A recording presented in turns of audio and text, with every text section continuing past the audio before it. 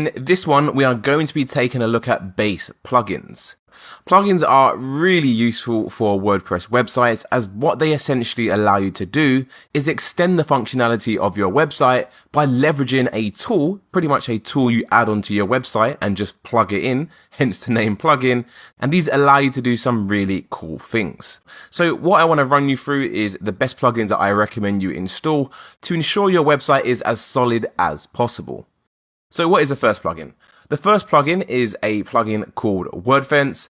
WordFence is a security plugin. It's one of the best ones out there by far. It's got some really good features such as automatic daily scans of your website, and anytime it finds anything that may be of harm to your website, such as malicious code, it will highlight any potential issues to you right there in your WordPress dashboard for you then to investigate that and deal with the problem.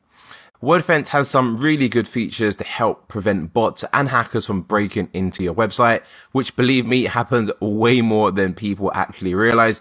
There are so many websites getting hacked, especially on WordPress, and the reason being is because people are installing so many different plugins that aren't coming from trusted and verified sources, and those plugins are actually owned by hackers. They can then get into your website, add all this malicious code, and sometimes even delete your website.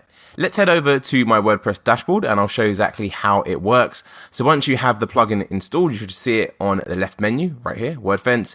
If you give this a click, you'll see you have your dedicated dashboard right here for WordFence. You can see the percentage on your security scan as well. This is updated daily, as I was saying, and any notifications, anything wrong with your website is going to appear here. So at the moment, I have 2 notifications. One is one issue found in the most recent scan. If you want to find out what that is, you just simply go ahead and give it a click. It's most likely going to be related to a theme, and it is the theme 2022 needs an upgrade. So here they're just letting me know it's not that important. You know, it's set at medium level in terms of security. It's not high or urgent. It's just a theme pretty much needs to be updated. If we go back and look at what the other issue was, an update is available for this theme. So again, it's 2 notifications, but they're both related to the same thing. Another cool feature which WordFence has is a login security. So you won't be able to see it as I've grayed it out for this video. But behind this part right here is a QR code, and you can pretty much scan that, hook it up to your Authenticator app, and pretty much add 2-factor authentication to your website, which is drastically going to reduce the chances of people logging into your website. I don't know why, but for some reason people do not have 2-factor authentication set up on the important assets. Remember, a website is a digital asset. You want to protect it at all costs, and a great way to do that is by using the 2-factor authentication. So that is pretty much WordFence. There are lots of other options you can go through as well if you go into all options, but I won't go through all of them in this video as it's going to make the video too long. And WordFence also have a really good list of documentation, which I will link to in the resources, but pretty much it goes through the whole plugin from top to bottom. Although what I've shown you already is pretty much most important things that you need to be aware of. Going back to our PowerPoint slides, the next plugin I want to show you is called Table of Contents Plus. This is a really good plugin. Essentially, it helps you to create a content, like a list of contents at the start of your article. The reason why you want to have a table of contents, as it results in a better user experience. If our users can find the content they need as quickly as possible, they are more likely to be happy and come back to our website later on in the future. Google uses a lot of these metrics to determine which site really has the best content, and that one is going to be the site that gets rewarded with high Google rankings. So the great thing about Table Contents Plus is that it does everything automatically. You don't have to sit there and create your table of contents manually one by one, adding in your headers. You literally install the plugin, set your rules, and it gets added by itself. So let me show you how that one works as well. So you'll go back into your WordPress dashboard, go to Settings, and then TOC Plus, which is Table of Contents Plus. That's where all your options are going to be. So I'll run you through what I typically have set up. I have the rule of only show the table of contents when there is 4 or more headings present on the page. It's just not really worth doing if you have anything less, I've found.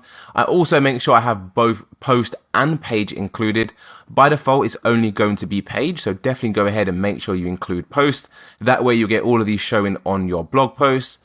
The title of my table of contents, I just leave it as contents, but if you like that to say anything else, maybe table of contents, and feel free to go ahead and change that. I also have this box ticked right here, hide the table of contents initially, and this is because if the page loads and the content is expanded, it can sometimes push your content further down, which remember is the main focus of why that user is on the page. So if it's all condensed, that person can expand it if they wish to view a breakdown of the headings.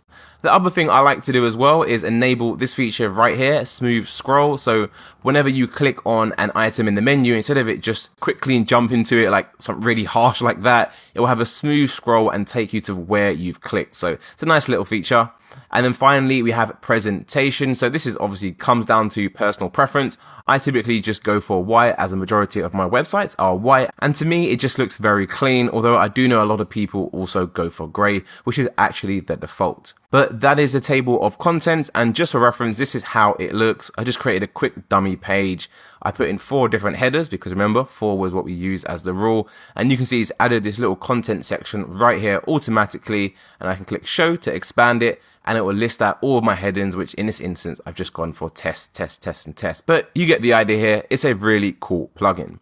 So moving on to the other plugins, the third one I recommend is called Updraft Plus. This is a website backup plugin, and the great thing about Updraft Plus is that you can back up your website to multiple places, such as Dropbox or even the Google Drive. They provide you with lots of different options, which is good, as we know a lot of people use different things, but pretty much this is a plugin you should be using if you want to back up your website. Now, a quick note on this, if you are using Cloudways as your hosting provider, then you probably do not need a backup plugin because Cloudways automatically backs up your website every day. So if you ever want to go back to a previous version, you just log into your Cloudways account and roll back your backup file. So again, just another benefit of using Cloudways, which is another reason why I recommended them at the start. The next plugin is called Short Pixel Image Optimizer, and as this pretty much sounds, it's an image compression plugin which helps optimize your images by compressing them, and this really helps the speed performance of your website, which is really important when it comes to SEO. Google is way less likely to rank your website if it's taking ages to load, as what does that do? Well, it results in a poor user experience, which is what we want to avoid at all costs.